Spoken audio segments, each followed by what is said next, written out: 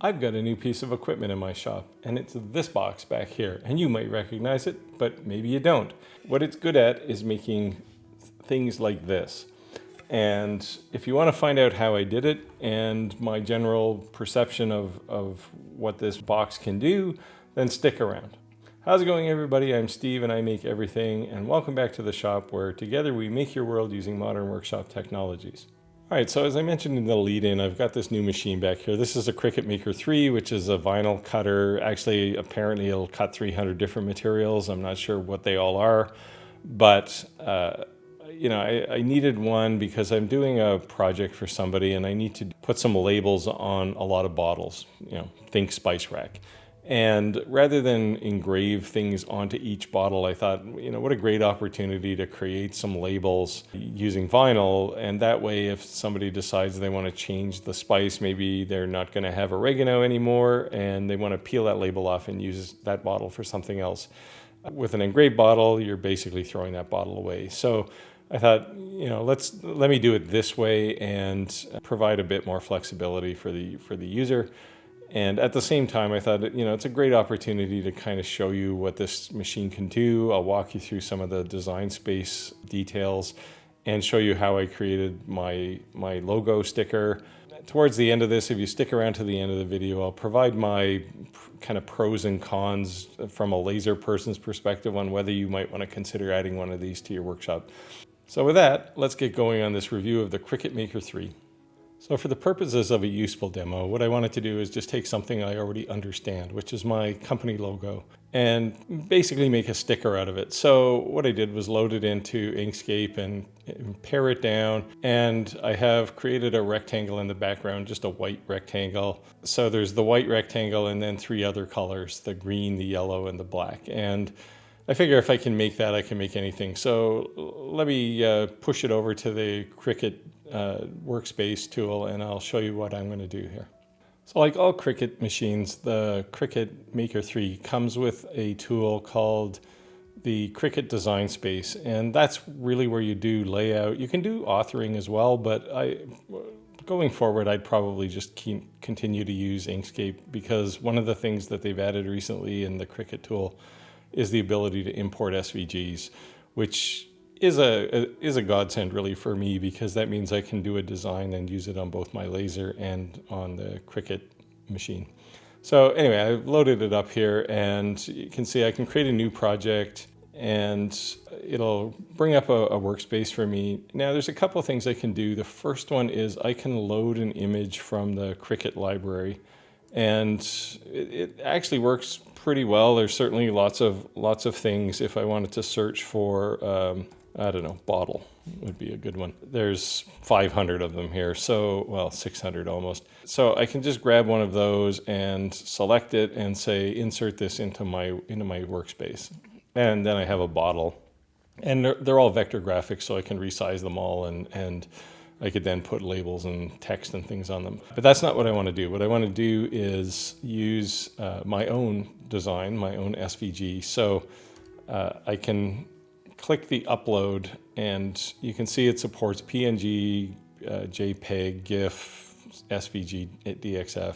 And so what I'll do is I'll just drag my drawing on there. I previously saved it out of Inkscape, and you can see there it is. And all I have to do now is exactly what I did before. I can upload it, and if I wanted to keep it forever, I could put a description on here. But for now, I won't bother. So there it is. And once I have it here, then it's just like any other image in the Cricut tool. So I can just select it and say, insert this into my canvas.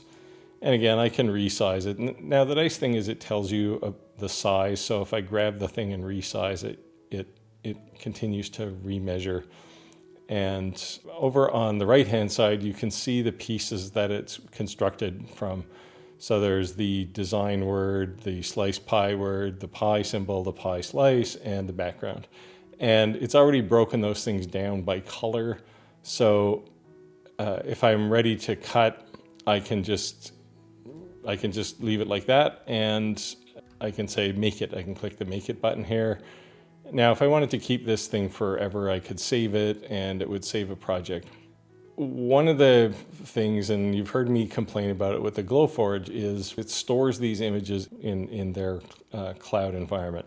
And that in itself, it kind of sucks from a privacy perspective, but the one thing they do that's different than Glowforge is I can also store this locally. So I can continue to run with just my projects from a local environment rather than having to go through their cloud. Now it always stores it in their cloud, which is the downside. But at the very least, I can do things locally. So if Cricut suddenly went out of business, I could still continue to use my tool here without too much inconvenience.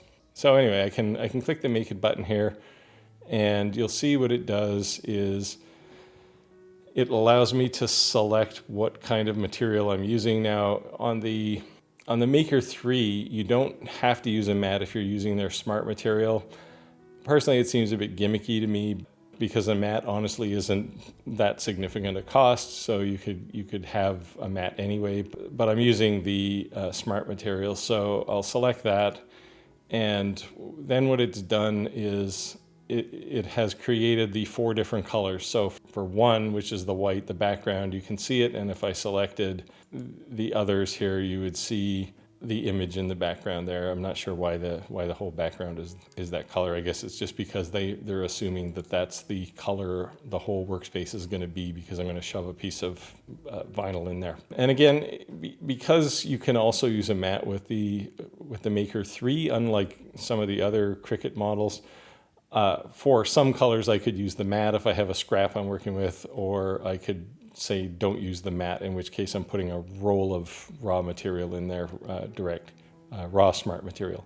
So anyway, what I'll do is I'll cut these out and I'll show you in real time basically what the cuts are like, and then we'll put them together and we'll see what we have here.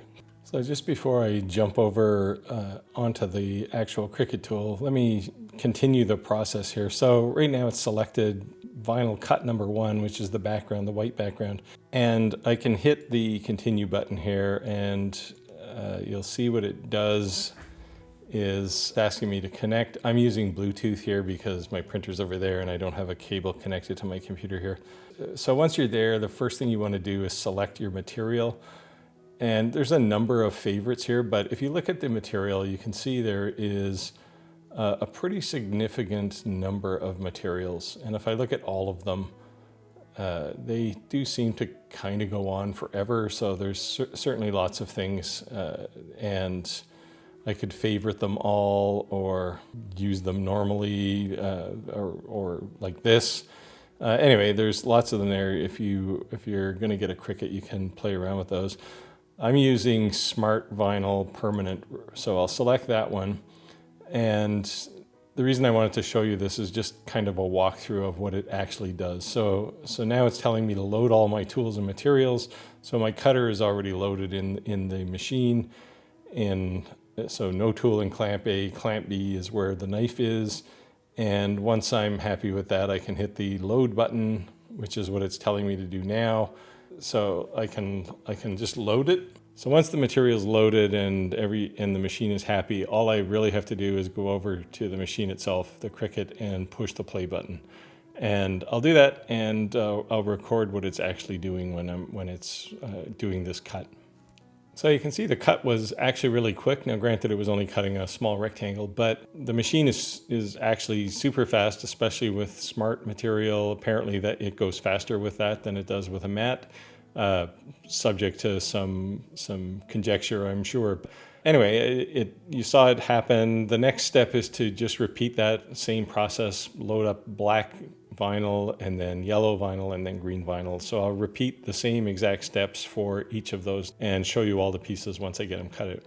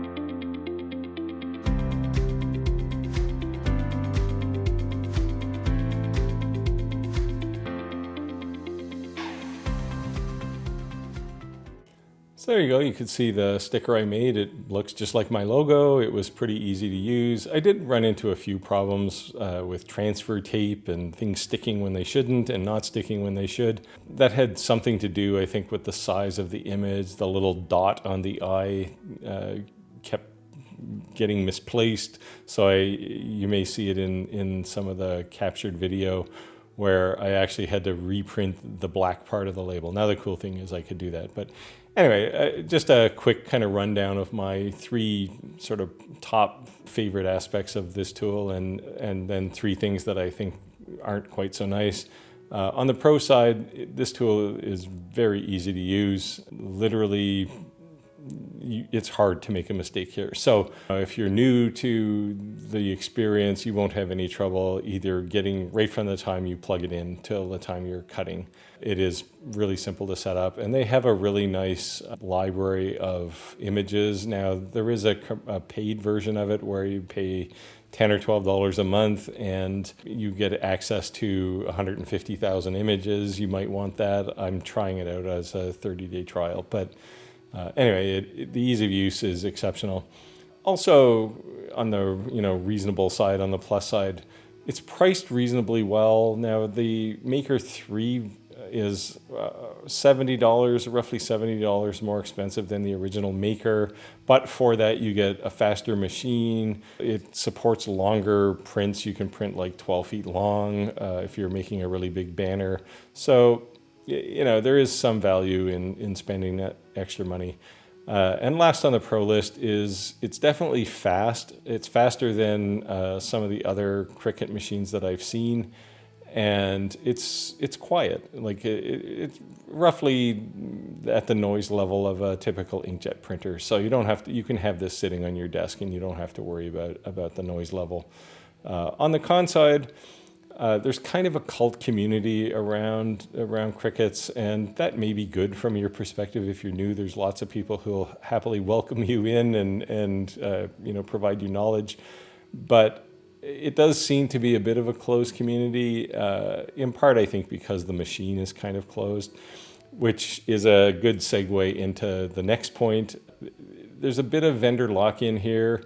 Now, the materials, they certainly have an ample supply of different materials direct from Cricut, but there's also a fairly budding group of vendors selling non-sanctioned Cricut materials, different vinyls. Use them, don't use them. But there is a lot of materials. But like the Glowforge, and if you watch my Glowforge comparison to the Muse 3D laser, there is some lock-in around the designs. So every time you create a project, it's always loaded into their cloud. The difference here is you can also store it locally. So you don't have to worry about them going out of business, because you can still use your machine if they did, because you have all your designs locally. But there is still this problem of privacy where your projects always will go to the cloud, and who knows what will happen if somebody hacks their site. It happens, and you may or may not want your information or your designs to be shared, either voluntarily or involuntarily. Anyway, last on this list, I ran into just a few weird behaviors importing images. Now, I know the image import is a fairly new feature in the Cricut design space, but in the case of my logo, I showed you what it looked like in Inkscape, but when the first time I imported that into the Cricut tool, the background rectangle was off in some other place on the canvas rather than where it should have been, even though it was grouped in the SVG file. So I don't know what caused that, although it does seem to be related to page size. So if you are printing something like that, make sure that your background and the page size are the same. And that seems to kind of force things into the right place. Anyway, that's, those are kind of my top 3 loves and hates of the Cricut machine.